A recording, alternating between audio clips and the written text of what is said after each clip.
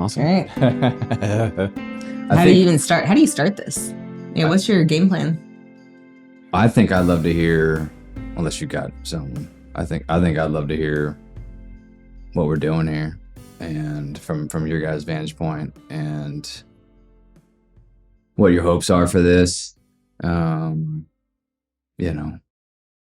think I'd like to start there, and then we can start from the beginning of just how we all know each other. I think it's probably helpful just contextually, maybe. What do you think? Yeah, no, that sounds awesome. So just as a dad, as a husband, we went through just a terrible tragedy with the loss of our son. But it was over 22 months from diagnosis to when he took his last breath. But there was a lot going on in that 22 months. And we mostly stumbled our way through it. There's not a game plan for that. And there wouldn't be for anybody just that started that journey or in the middle of it or at the end. But there is some things that we just felt that we learned mostly the hard way, that if we could share some of that and make it accessible, that the hardest part for us and for me was, I'd have all these resources thrown at me, but everything's upside down. You don't have much margin. You don't really want to meet with new people and tell your story and have them say they're sorry, and you're like, yeah, well, yeah, I know you're sorry. I'm sorry too. It's not why I'm here. So the idea was, what could we do where we could share our experience, share our suffering, share our hope still, that's could be available for people in those terribly hard places, and we get it. But I don't think that having all of what we went through just terminate on us would be honoring to our son, honoring to the Lord and everything we went through. And that's the hope. And we'll give it our best and go from there. Yeah, I mean, I would essentially echo that. I think for me, there were lifelines that I experienced when Abram was sick that literally now, to this day, they carried me through it. Someone else sharing literally that God was still good after they had lost their son, when I'm in the middle of not knowing if mine's going to make it, was hands down. I clung to it. And so our hope, essentially, and really, Jack's dream of all of this, I feel like God kind of gave him this dream to do this, but it's to help and to, if we at all can be used to be a lifeline to someone else, that is my hope for it. Yeah. Were you guys different in that? Yes. Things that were helpful, right? Yeah. Things that you were listening to, things that was giving you hope. How would you? So that was one for you, kind of thing, right? Which came through a friend that was going through a similar experience. What were they for you, Jack? Yeah. So as close as we are in our relationship and marriage, we probably could not be more different. And then what was helpful, what was not helpful, going through everything I needed, and gravitated to safe, small spaces. If I was going to, I needed to be in control. I didn't want to, like I said, I didn't want to sit in front of a bunch of new people, tell my story. I needed people that I knew were in it with me and I trusted. And then even what I would consume through media of podcast or whatever, I needed that autonomy of, this isn't good, stop, click, and I could move on. Those were helpful for me. Yeah, I think it was drastically different than for me. And that was one of the biggest things because our marriage forever has been, which is a gift. Like we have operated in this sharing everything. And that is a gift. And it was really hard when you're in it and you need different things. And so for me, I wanted to know all the details, and I actually felt better. Like I want to know worst case scenario. So then I would take and I would research like crazy. And then I would find worst case scenario on each aspect of going through Abram's cancer battle. And for me, there was comfort in that because if I knew worst case and I could process what that would look like, I could handle it. Whereas that was the first time in our marriage, I think, really, it went back and we would start talking and I'd want to share it with Jack because that's just what we did. And that was not helpful for him. And I remember the first time we actually had met with a counselor, one of our pastors that was going through it with us. And he was just like, hey, it's okay to put up, like, there needs to be some divide and this is going to look different. And that was, I mean, it was difficult to navigate. To me, I was like, that's some statistic, but I have an Abram. I don't have a statistic. I really don't care what a doctor says. I really don't care what a statistic says. And it was detrimental for me to hear those things because I'm like, well, I really just care what God says at the end of this. And whether that's, you know, where this goes where it should, where my son's burying me one day or I have to bury him. But that had no bearing on it. And I did not want that levied against me. And so she would want to share and I'd just shut her down, shut her off, and like, I don't want to go there. Was that new for you as far as how you process stuff in general? Like, was that like a survival thing that you switched into, or is that pretty much how you do your life? You know, it's interesting because it was 22 months. So you have this, you know, you go from diagnosis of just the shock and the bottom falls out. Ashlee quickly rebounded and Googling doctors and Googling what the best practices are. And I didn't I didn't want any part of that, but that was a real gift that she wanted to do that because, you know, within the 3 days of being diagnosed, we switched hospitals because we found a doctor in town that was her specialty and that's where we needed to be. So we made that move shrewdly, whereas I was not capable of making that decision at the time. Sourcing that information, doing all the deep dives. No. Okay. And so I was very grateful for that. But at the same time, you know, they're giving us percentages and that kind of thing. And I don't care. Yeah. Which I asked. Like, I remember the first time, literally the doctor came in and was going and found out he was stage 4. And I asked, I mean, and I don't know that you wanted to know that. No, I did not. And I was encouraged by the statistic, whereas you were discouraged. It was a different response.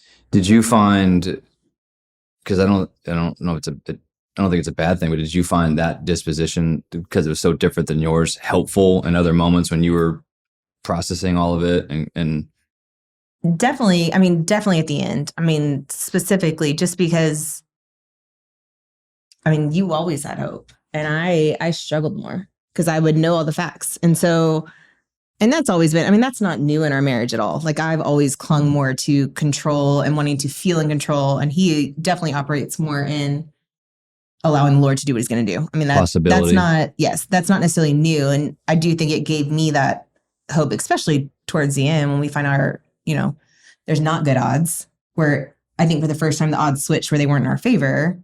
That was very like I feel like I was very challenged in that aspect. And that was you were absorbing so much information well in advance. And it wasn't, And so maybe in some sense your grieving started before his did. Not that that's the interesting way to say it. Absolutely did, but you see what I'm saying? That's actually very true. Yeah. You were not intentionally, but just by the very nature of the information, the way you're absorbing the whole thing. It was me protecting myself. Like that's why like that control essentially was like I wanted to read all things. And that's not a bad thing. I don't think either where I was at or he was good or bad. Like it generally like genuinely. I think both are needed. And I think it was actually a gift. It was a learning curve, but a gift that we were different. How long in that process did you guys figure out that, we do this really differently? Oh, We're Well, different. We're processing this different. We're finding hope differently. Go Go ahead. back to the beginning. Did you find out that quickly? Like, go back to the very beginning of like, when we oh, found we're out. at the hospital and they're giving us news. Yeah. So, we'll just start. So we've got 4 kids. Abram is the oldest, however you want to say that. Yeah. And we had 4 kids in 4 years. And he was 6 at the time. On purpose, by the way. Yeah, we were It fortunate. was on purpose. Yeah, we were It's a lot of work. fortunate to be able to do that. So we love our kids and we're happy to have them. But January of 2020, Abram, I guess before that, there was probably 3 to 4 months of, and if you could look back farther than that, of picking out things of, hey, this may have been some stuff going on, but really things that Abram, we'd held him back. So he started kindergarten, and at the end of the semester, right before going back to school, he was just having a terrible time. He was in a lot of pain, particularly like in his back, his abdomen.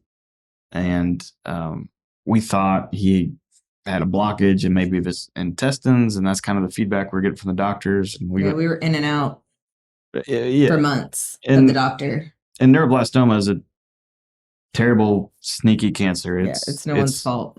We don't blame the pediatricians. We wore them out and got our money's worth out of them telling us it's meningitis, it's whatever. And it is a very, very rare cancer. And it's sneaky. It's very silent until it's stage 4. Right. And most people get diagnosed when it's very progressed, unfortunately. Yeah. So he gets, I guess you took him into a urgent care. Yeah. I can share that part if you want. Yeah. So I took him into an urgent care. We were actually supposed to go to, it was Jack's uncle had just passed away. And so we're literally supposed to leave the next day for a funeral. And Abram's in so much pain. And I'm like, this is not, we really thought that he had a blockage at this point. And I was like, something is wrong, but it's just constipation. Like that was my expectation going in. And so yeah. we go in there, and I, to this day, would love actually to the doctor that saw us at this urgent care, because they felt something. I mean, without question. And so the doctor's like, hey, like, you have to go to the ER. What he told me was that he believed that Abram was so severely constipated that he was going to have go to the ER and have basically a nasal drip to get it out, like from the top down. And so flush it basically. And so I'm freaking out about that.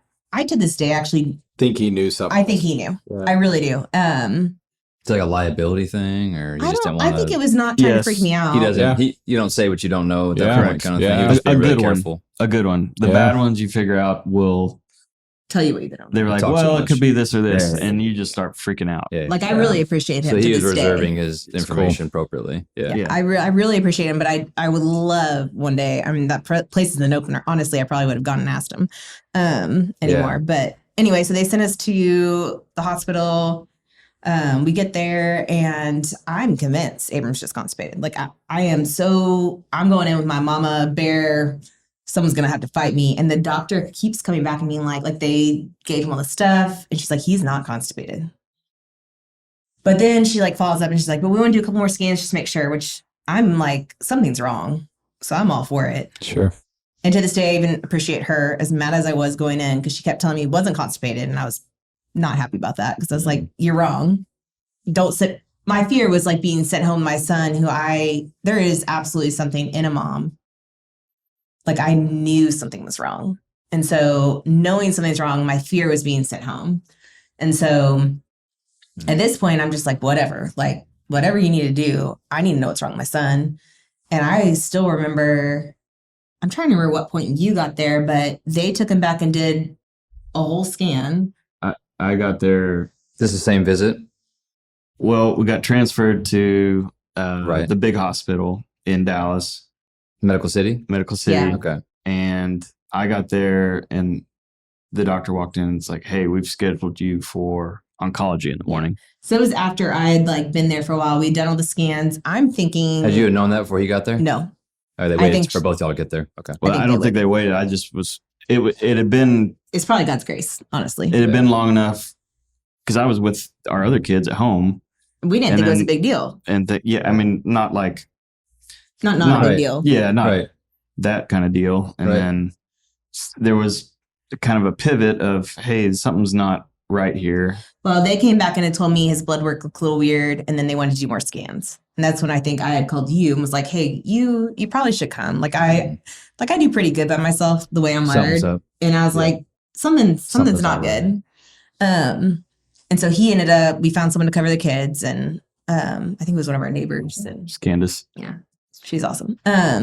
So she came and watched the kids, and he was able to come down, and it was, I think literally, it wasn't long after you were there at all. And the way they phrase it, and this is one of the things that actually does still frustrate me, it was not the doctor. That ER doctor was amazing. Like, she actually did hear what I was saying and was trying to figure it out. I just wasn't what I wanted her to say. But I think that was one of the most frustrating things. They sent us to oncology and just said, hey, we're just going to send you up here. We don't know, but this is where we're going to keep you overnight on the oncology floor. And I'm like, that is such it was a really not great thing. It would have been better for me, honestly. Like they said, they saw these masses basically in a scan. They said, we don't know. We're going to keep you overnight here. Yeah. So they said they saw these masses. It could be inflammation. It could be all these things. But looking back, that they knew it was either lymphoma or neuroblastoma based on what I know about how that works. And I think it's hard because I know everyone operates different, but for me, that's really hard because the way I function, and maybe it would have been different for you, actually, I don't know this, but the way I function would have been a lot better of like, hey, there's something. Sure. This is what we think. The not knowing. Of just, we're sending you here, right. But it could just be an infection. Yeah. And I'm going to cling to that. Like, I'll always cling to best case scenario, but that was still a really hard place to. Yeah. Anytime, I mean, he's 6 and you're dropping oncology. I mean, those don't go together. They should not go together. Much pain. He was miserable. Excruciating pain. So like as a parent and as a mom, you're watching your child just in agony, and there's, we're giving him Advil and the Tylenols, and it's barely even touching it. He was miserable. And then, which it was the tumor. Right. It was right. So that was stage 4 on day 1, basically. Yeah, he was stage 4 when he got diagnosed. Day 1. Yeah. Yes. We didn't know that. We didn't know No, totally. But as far as like where this whole journey started at stage 4, and the pain increased, and then you guys are in the oncology ward. Yeah. Quickly, we got moved to oncology, and the doctors were like, well, we're gonna do some more testing. They put him under. They're trying to control his pain. They did a bad job though there. Honestly. That was frustrating. What I didn't like is the head doctor, and he was a sweet guy, but he's like, here's our list of cancers that it could be, and we really hope it's not this one. Which was neuroblastoma. Which is what he had. So like when he did roll out, well, it is neuroblastoma, you're like, oh wait, that's the bad one. Yeah, thanks. So well, I think on top of that, like my biggest complaint there though, that was so hard for my mom heart, like we found out, like, yeah, so it comes back, they do this whole thing, they biopsy it, it's neuroblastoma. And then they come back and they won't give him any pain meds, like anything stronger than Advil. And my son, that was one of the hardest nights of my entire life. This is all still in the same night. This is over two or 3 nights later. Over 3 nights. I think we were only the there first visit before he came home. Before we even went to the other hospital. Okay. So this is where we went to the ER. We're still the place we went to the ER. And then we transferred to Children's Dallas. But this is before we transferred. And one of the hardest nights for my heart was being in this hospital. Jack had gone home to be with the kids, which we had talked a lot about. And I thought was really hard for Jack.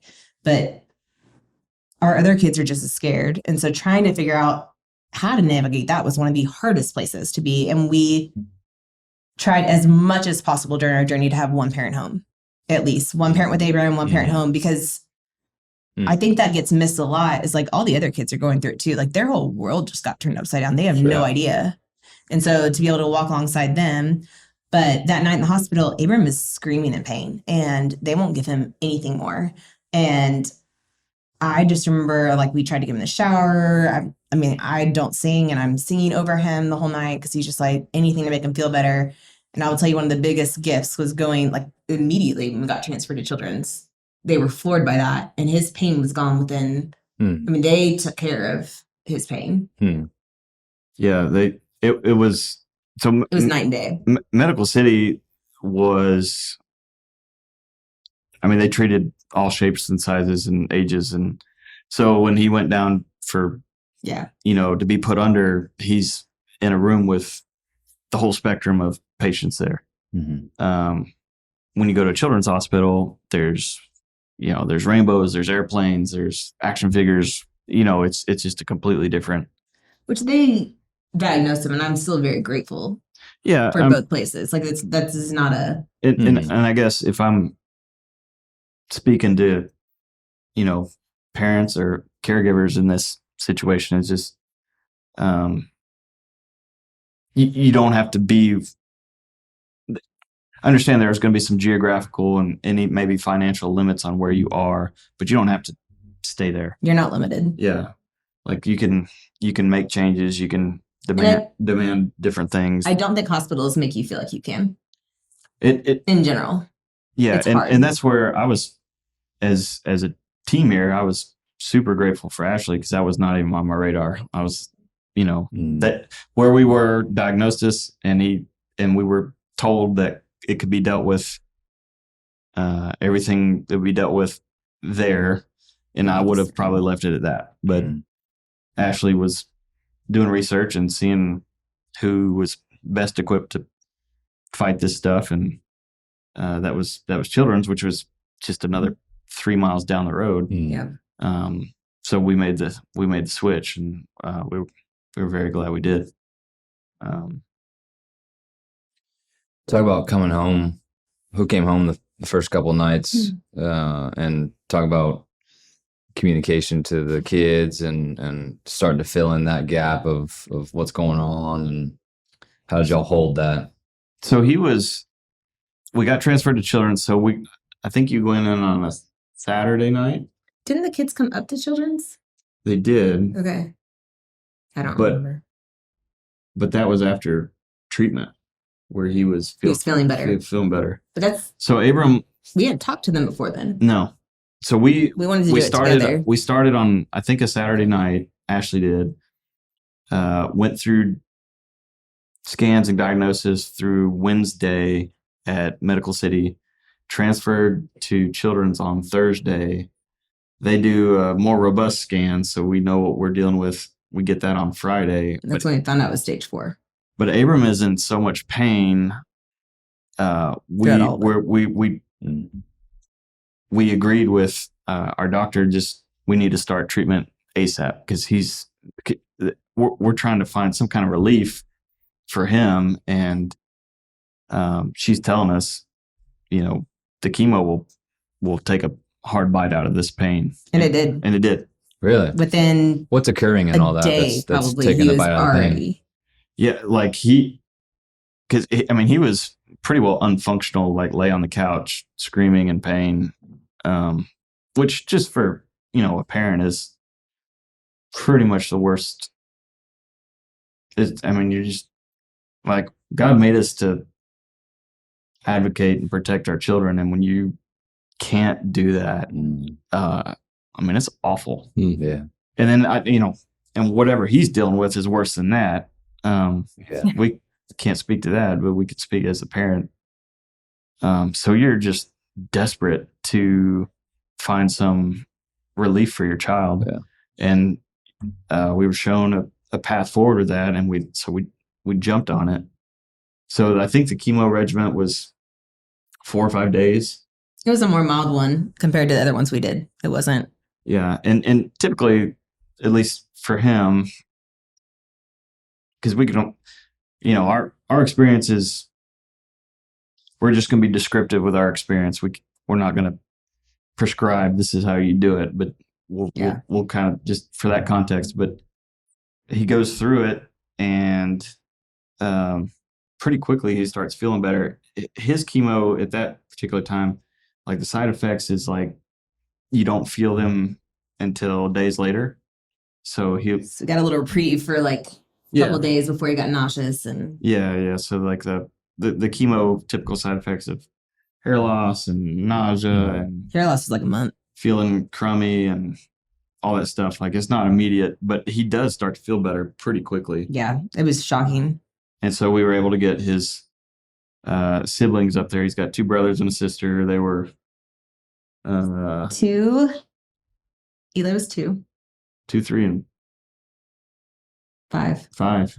Yeah, 2, 3, and 5. So 2 brothers and a sister. Birth order is Abram. He was 6. He was 6 at the time. Ezra at 5. Jubilee at 3, about to be 4, and Eli at 2. Yep.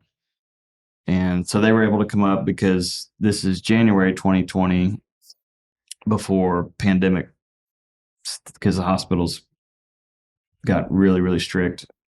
Most of our time fighting all this stuff was pandemic time, which really sucked. It really sucked. Because most of the time it was one caregiver at a time, so we both couldn't be there. No siblings.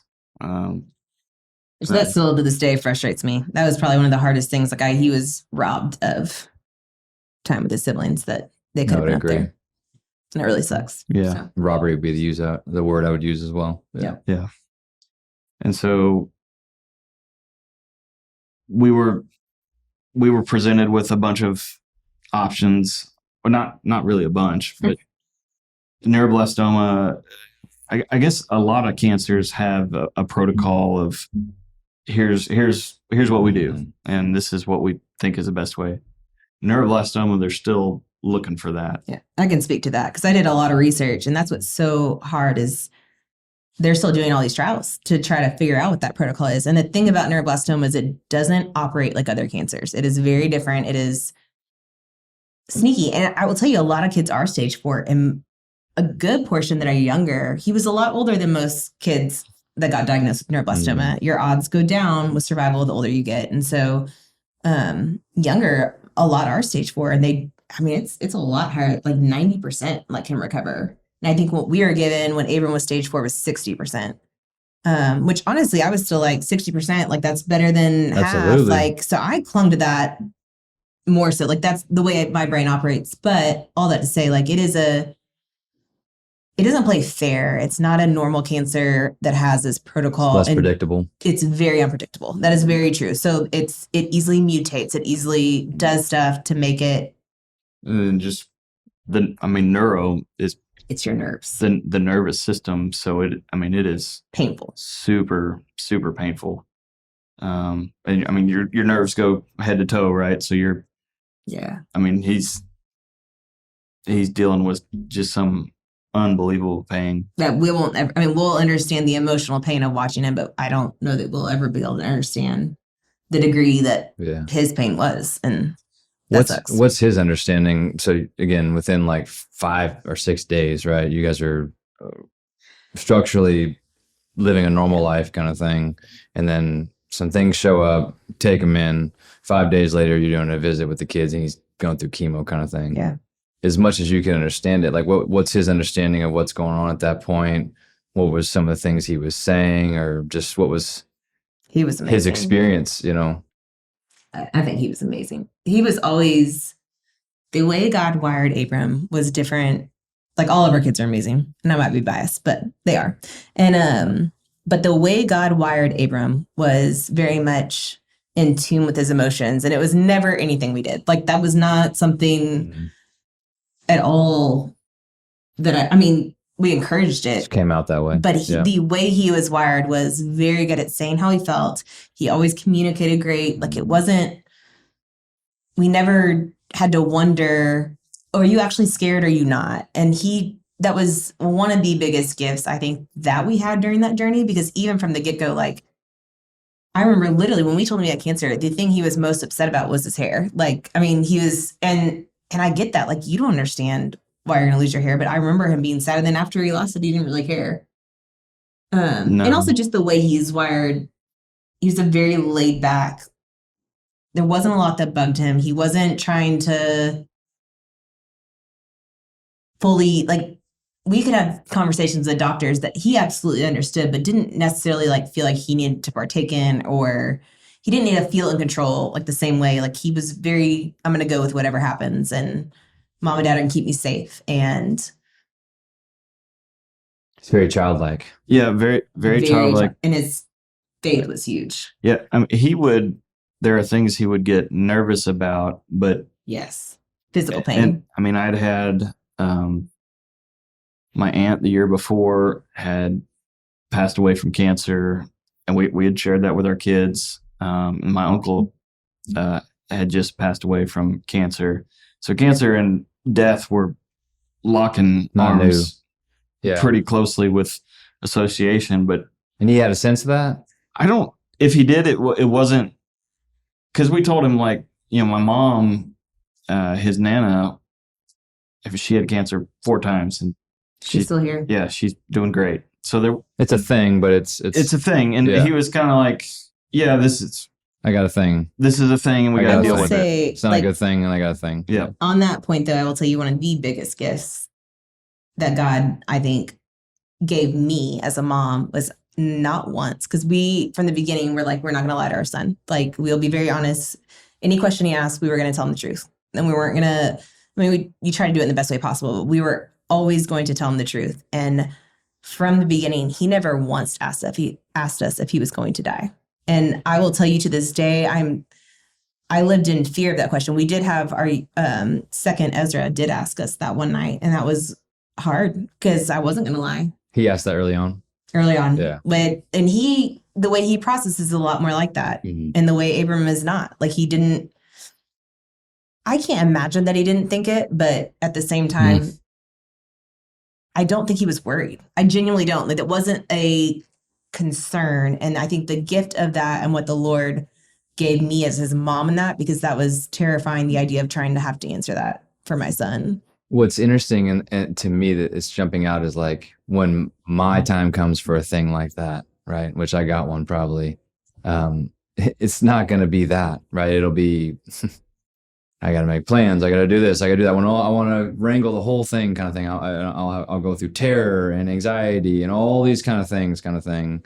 And then maybe if I'm lucky, I'll get to some space like that, right? It'll take a lot of work, and he was doing it very naturally. Yes. And being like that, it sounds like, meant that he got to live and he didn't lose any days in that kind of thing. Like, he didn't lose any days wasting time. Like, he fought. He stayed in the space that mattered the most, which was being with his family, being with his siblings, being with his friends, doing the things he liked. And what is that other than he some always sort of said, childlike nature? his line that he would always say, like, he'd be at the hospital and be sad and missing everyone. What he would always say is, family is the most important. Like, family and God. Like, that was his, I want to just go be with family. And that's exactly, like, he wasn't going to miss days. Yeah. So, pretty quickly we get oriented to, like, I just think of that time, and we go from, on Friday, our son's in pain. We need to give him Advil and Tylenol, and just we've got 4 kids, so we're not, you just figure it out. Like, we're not scared. Well, and we have just been in the doctor and heard them tell us multiple times he was fine. Yeah. It was just a pulled thing, or to a week later, just having the worst possible news and having your whole world flipped upside down. And we were talking about how we shared it with the other kids when they came up. I don't think we finished that. The first visit when he was starting his chemo, you brought Yeah, the family up. I would say, well, like, if y'all could go back to, because even hearing y'all talk, I remember throughout the whole thing, and especially at the very beginning, like, Abram was the most comforting thing. Yeah. If either one of y'all could be around him, that was who was most comforted. Yep. And so, like, if you were away, it was like, oh, and if you were away, it was like, hard. oh, and so he was like, and you could be around many other people and but it was like, if I could just be with Abram. And so like even explain like mindset, emotions of even like, okay, well now we're both down in the hospital and now they've given us this is what it looks like and this is what it is. Go there. Yeah. So It's probably different for both of us. Most definitely. Yeah. And it has been until even today, Yes. which is wild. yeah, so we're Monday, Tuesday. Well, my side of the family, we're missing a funeral, so we're communicating. We're communicating to family like something's not good to something's real not good to it's cancer, and so we're starting to get Everyone comes. because we have an amazing family, but everyone descends, which is exactly what happened. The management of all of it begins kind of thing, right? Yeah. So and that included our church, and It did. we were serving in a recovery ministry, and our pastor at the time, Jason Holloman, we got synced up with him, and he'd made his way down to the hospital, and quickly we, as a parent, we're scared out of our mind. And the most reassuring thing, I don't remember a thing he said other than, your son is invincible until God calls him home. And it was this very freeing, because that's true. Like he wasn't going to die that day, and as a parent, you're looking ahead and trying to think, well, is he going to be with us? Is he going to make it? What are these chemos going to do? But just to be brought back to that, like you do need to make decisions for the future. However, I would advocate anybody in that situation that has that opportunity to have that word levied over them is just, I mean, your child, your son, your daughter, your loved one, whatever, they are invincible until God calls them home. And that was so profound and so simple. I needed that to hold on to, because the whole world was falling away at that point. We had loss in grandparents and aunts and uncles, but as far as suffering goes and tragedy goes, we've been really lucky to not have very, very fortunate not to walk some of those hard roads that a lot of other people have. Most other people have, I would say. Yeah. But that was new to us, and I mean, having your child in that space was just brutal. So quickly, you're trying to manage everything, right? We've got 3 other kids at home. Yeah. We're trying to tag team, being at the hospital, being with Abram, making sure he's good. We've got family descending. What did y'all tell the kids? Sorry to interrupt you. What was the communication to the kids out the gate? I think initially it's just Abram was sick and in the hospital and we're trying to figure it out. But when they came up is when we had the conversation. And it went, I thought, really well. Like we let them ask whatever questions they wanted. I mean, I think God's hand was all over that. But I mean, for me, so just to answer your question, Joey, like what you were saying, like that was kind of his response. Like for me, like I'll be honest, like I go into, I want to try to figure it all out and control it. But at the same time, I'm like crippled behind the scenes. Like, I mean, I'm literally like vomiting in the bathroom often, like couldn't keep food down. I mean, the trauma of that is unlike anything. You're just not ready. And you can't be. I mean, and so it was just one of those. Not supposed to be. No, you're not supposed to be. That is not how it was intended to be. And so I think that's I just want to speak to that because it wasn't like we just, or even for me who wanted to control it, like it wasn't like I just started looking stuff up and got my stuff together really quickly. Like I didn't at all. Like I was physically crippled where I just remember laying next to Abram, hugging him. I mean, genuinely like unable to move because I am so crippled by, like, it was just a weight that there's not words. And so, I mean, it was devastating. And then the idea of having to talk to our other kids about it, like that's I think more so amplified because we had just lost 2 people that they were very aware had died from cancer that we very much loved, that they watched us mourn and cry over. And I knew that they would get it to some degree, especially Ezra. Like Abram was the oldest, and then Ezra's right after, and they were best friends. And so in the way Ezra's brain works, like he's very smart. He gets stuff. And so knowing, and Jubilee is the most empathetic, and Eli, it's so hard because I'm like, he's 2. Like how do you explain that to a 2-year-old? So that was kind of like where I was operating of like just trying to do whatever I could. But I mean, genuinely, I was physically crippled. Yeah. So we're just trying to react as best we can. Next best thing. Yeah. That you can do. But one of the things that was really helpful, because I mean, as much as what's going on, you've got to prioritize what you can do. So pretty quickly, as word gets around, you're getting just a tsunami of what can we do? What can we help? I mean, so my phone's blowing up, and you can't respond or don't want to respond. Some mixture of the two. It's hard because I felt so loved by all the inflow of texts, but had the way I've always operated is like, I'm the person that responds to every text. I will tell you that has been completely broken on this side of stuff. Like I don't respond to anything, but it broke during that season where I just can't do it. I couldn't handle it, and something about that died. But I still felt, I mean, I don't know how you, but like there was a mass inflow, and it's because people really care. But it's a lot when you first find out, and then you get this mass thing, and that's when we brought you in. I mean, I remember because we were just like, we can't. Yeah, so we couldn't navigate all the people trying to help us. And so one of the biggest gifts, and I would advocate for anybody in that situation, is to find someone trustworthy and give them a point man, which that was Joey for us. Just, Joey and Nicole. Well, Joey and Nicole. But just 100%. There's a reason why he's here for sure. Yeah. Joey and Nicole. Because it's like, who's going to take care of the pool? Who's going to take care of the grass? Can we clean your house? And that's all yes, but I can't manage that. So how'd that conversation go?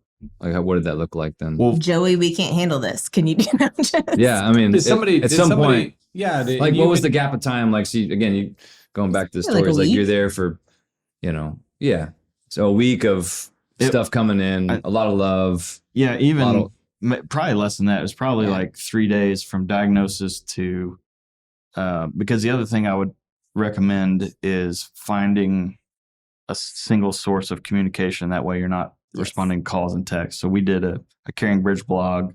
We could publish everything we knew.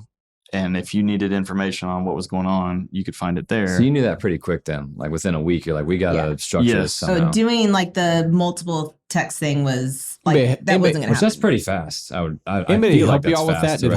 Was Holloman step in and be like, do this? Or do you remember anybody doing that? Or did y'all just figure out like, this is too much. We've got to do something. I remember early, and I'm assuming it was before we went to Children's, but I remember clearly saying to God, I was like, okay, if you're going to make us walk this, if this is literally our path, you're dang well going to use it. And that's going to be me and Jack. And the way I know, and we've always been wired like that. That's why we served in recovery. That's why we did what we did. But like vulnerability is not something that's hard for us, which is rare.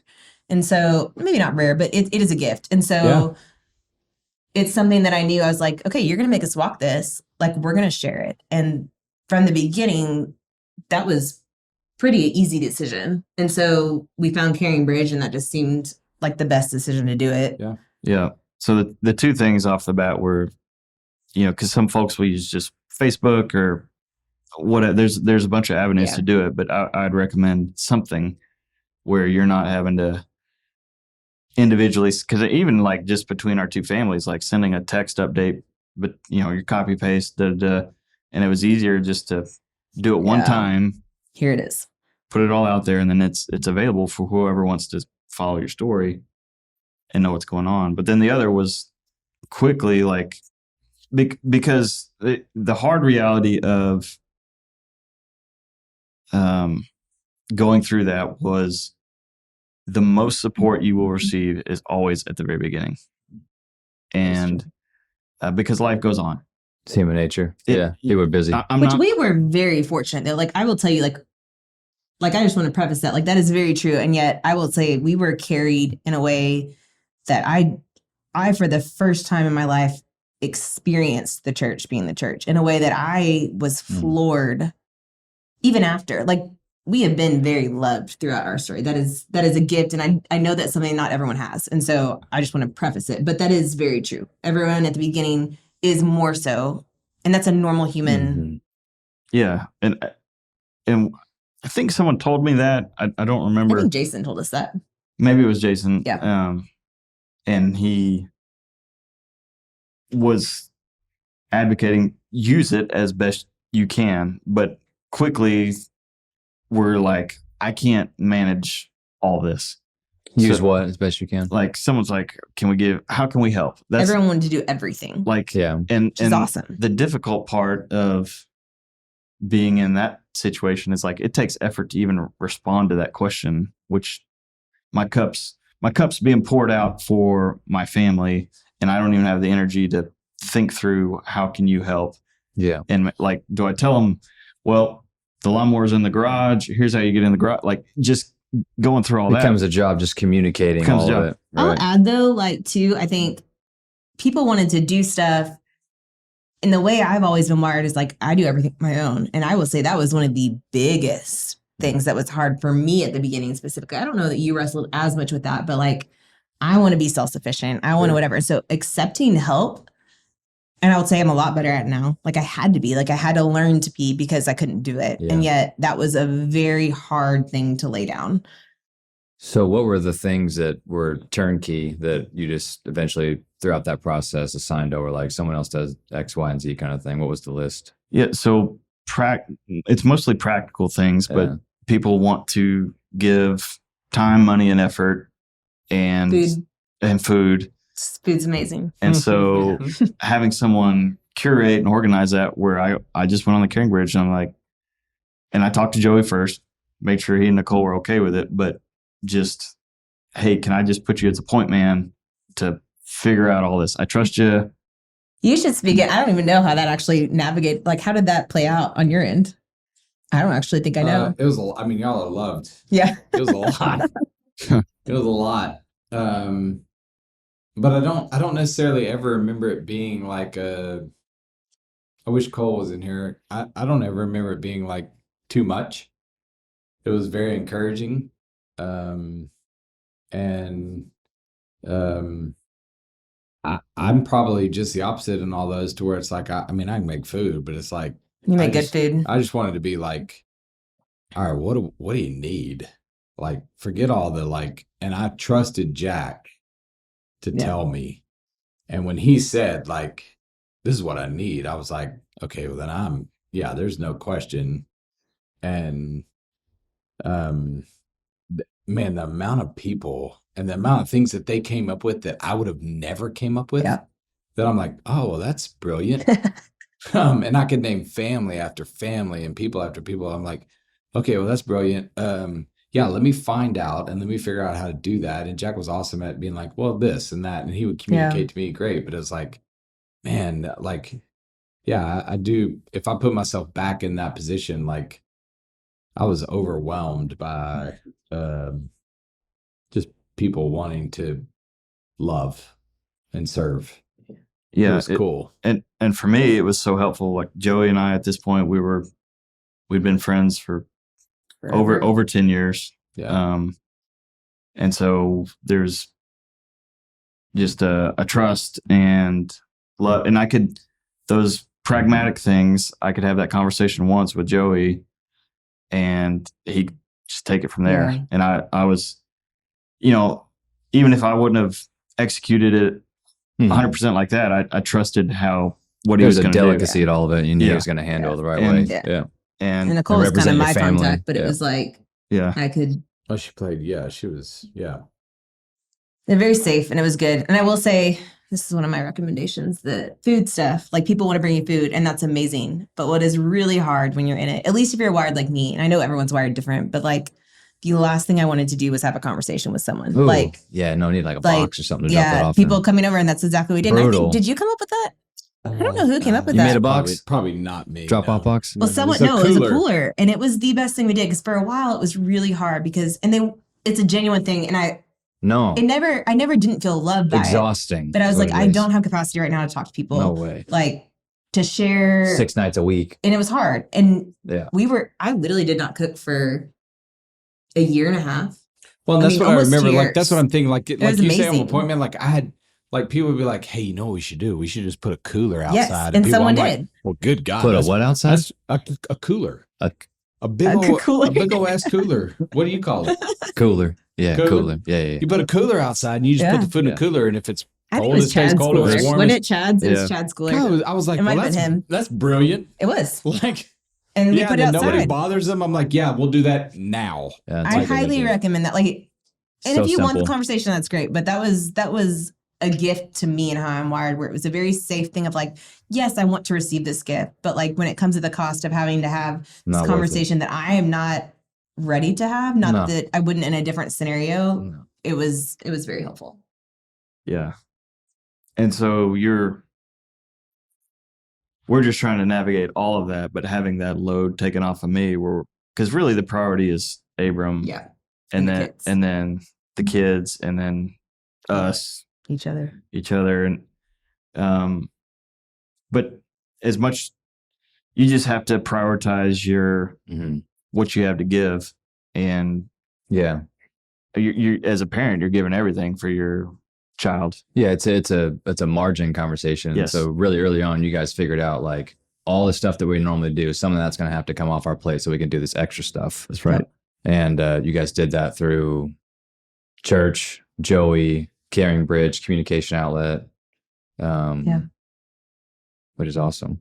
Yeah, and it was so helpful, because I loved seeing that my grass was getting mowed. I loved Mhm. that my pool was clean, and then I didn't have to communicate any of that. We just had people Yeah. lean in and just love people us. do it, and they're still doing it. That's what's crazy. Yeah. Like we still have that. Yeah. So, Yeah.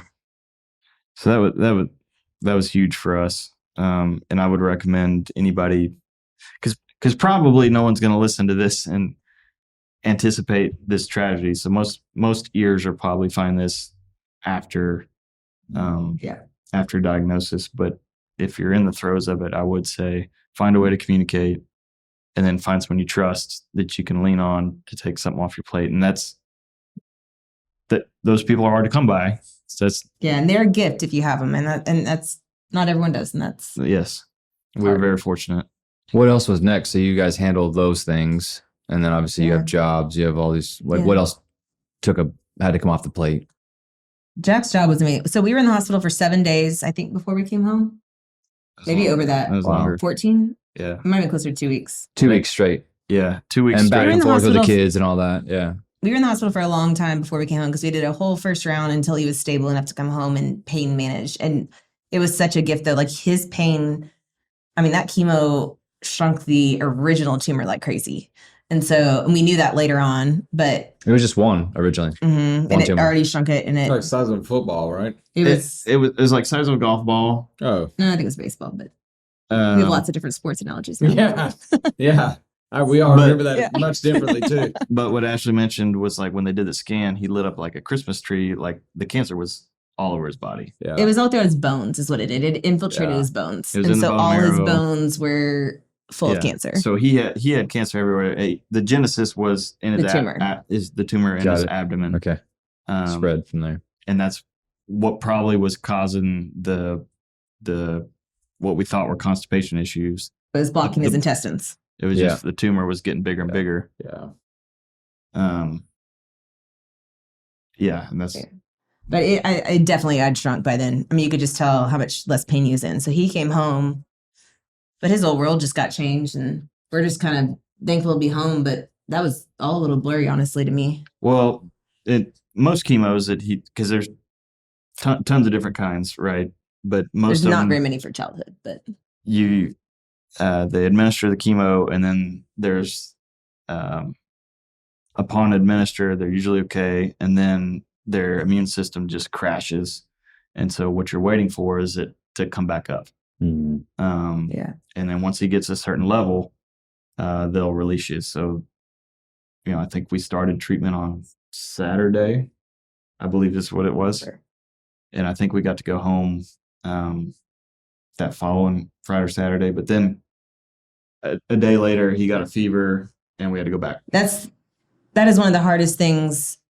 Like with it, you have to play so careful because at this point, he has a line. And so it's literally a line directly. I mean, it's where you got the chemo through. And so, it's called a support. But if that gets infected, you can go septic. And so anytime you get a fever, they're not and the thing with Abram is he got fevers every time he was neutropenic. And so, which is your counts are low. So every time after chemo. What does that mean? Say it again. His counts are low, like his just blood counts and stuff. And so his body literally had nothing to fight with.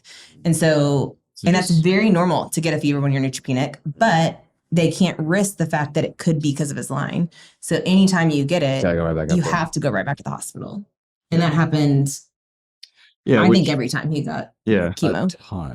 A ton. And that's incredibly defeating. Yeah. It's devastating as a parent. And ER sucks. You always just celebrate getting out of there and we would. like, hey, we're home. Yeah, I think we had champagne like the first day and we're like, oh, we made it through this week. And I remember having a picture of me and Jack cheersing. And I think the next night we were back. Wow. Oh, man, I remember how crushing it was when I got a text to be like, he's got a fever. I knew it. I was like, oh, my God. Yeah. And it's so hard because. Well, he didn't get poked again. Well, he's devastated. We're devastated. And then to go back, you're usually having to go through the ER. Which sucks. Which the ER is, it's not oncology. That's not what they do. Mm-hmm. We went to where he got his port administered initially, was a different kind of port than what they were used to. And so it was just a thing to work through getting through the ER. They're doing the best they can, but they're not experts in what's going on. And it was such a, you're having to go through the full gauntlet. It was a beating. Every time you do such a beating. Yeah. For him, for us. Towards the end, we're like, not it.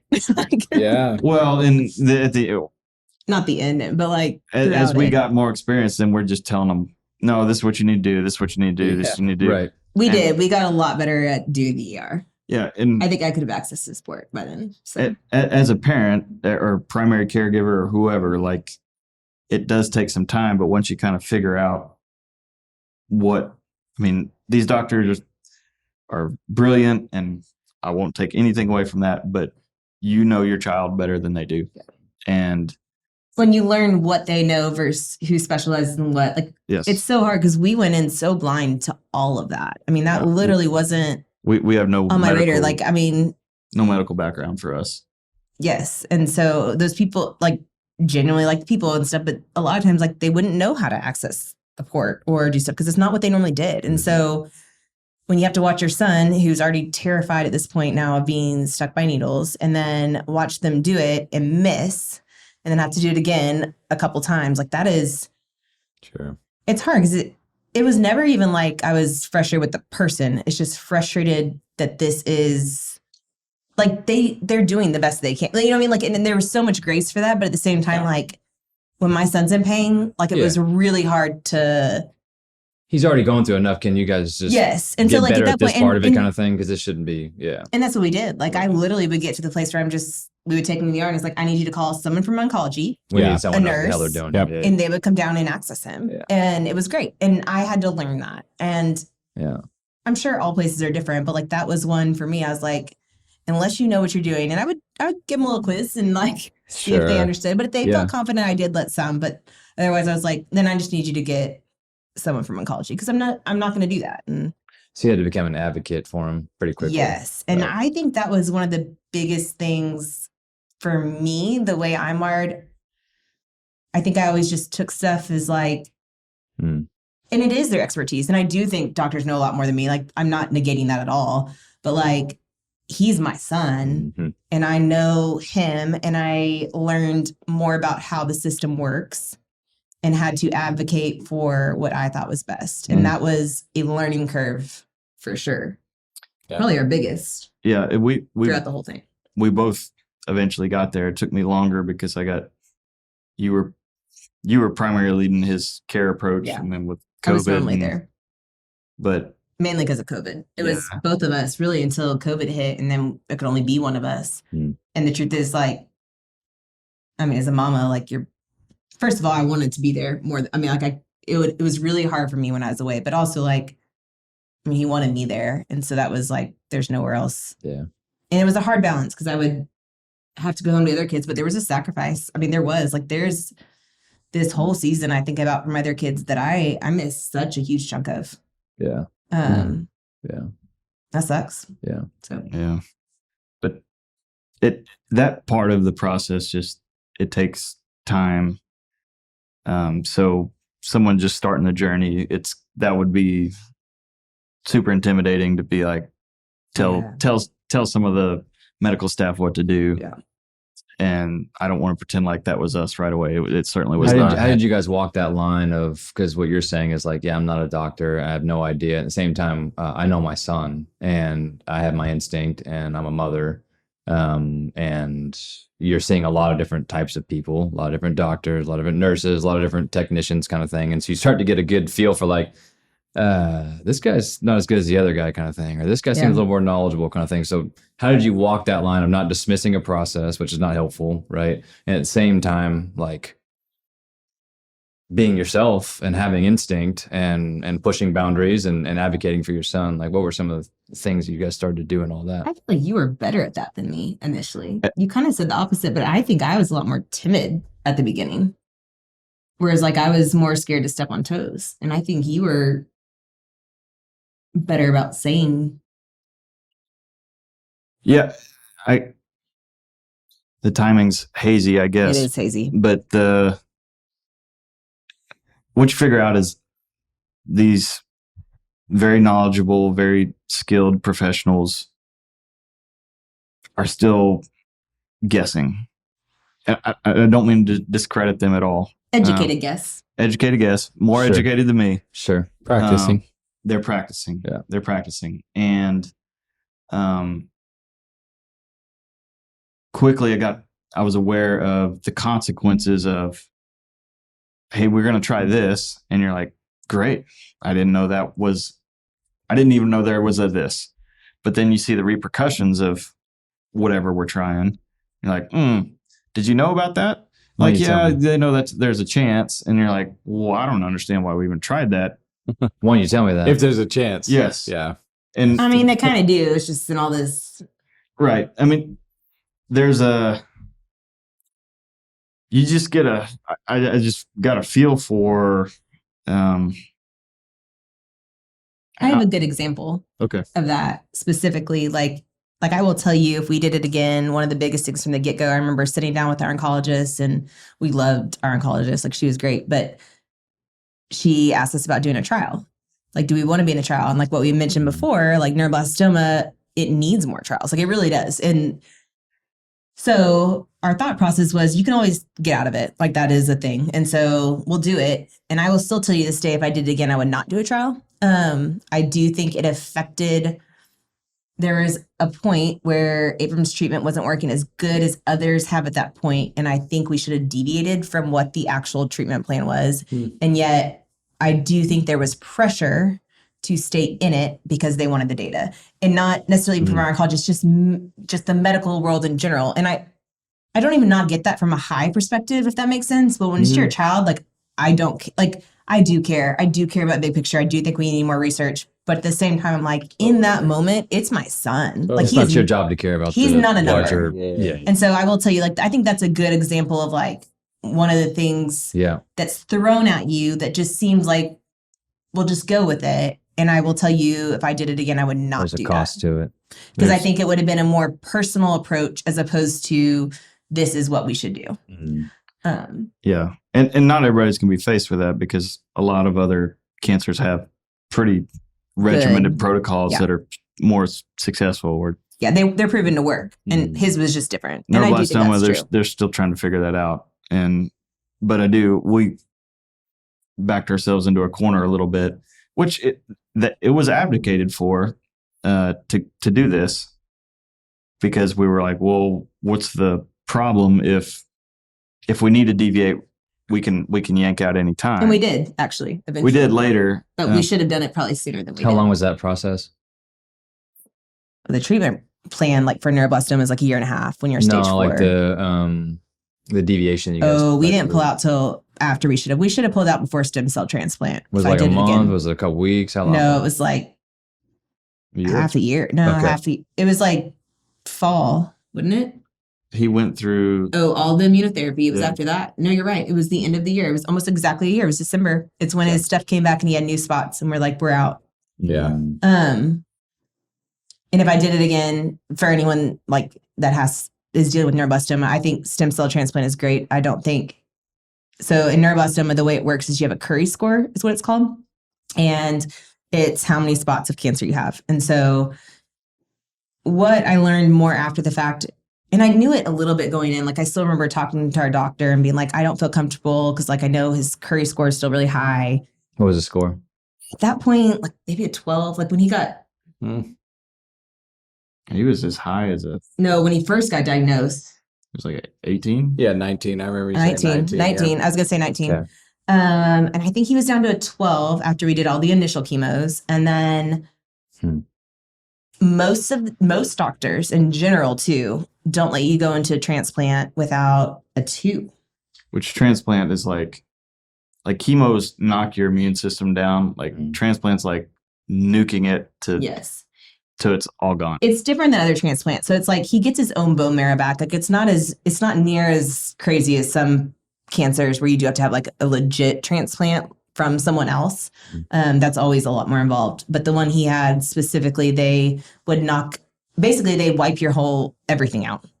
And then they feed your bone marrow that has been filtered, like the healthy bone marrow stuff, back in. And so Because they had harvested his own stem cells prior to going into that process. And so if we did it again, I would not do that.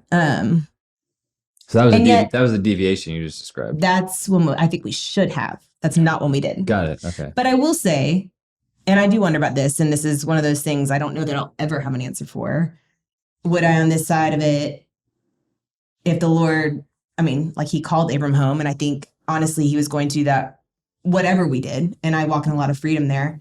So ultimately, I do wonder that, like, would I have questioned if I should have, like, if that one extra thing would have helped, and maybe there's a gift there that I don't have to wonder that. And I don't know, but it wreaked havoc on his body, and that was what was hard.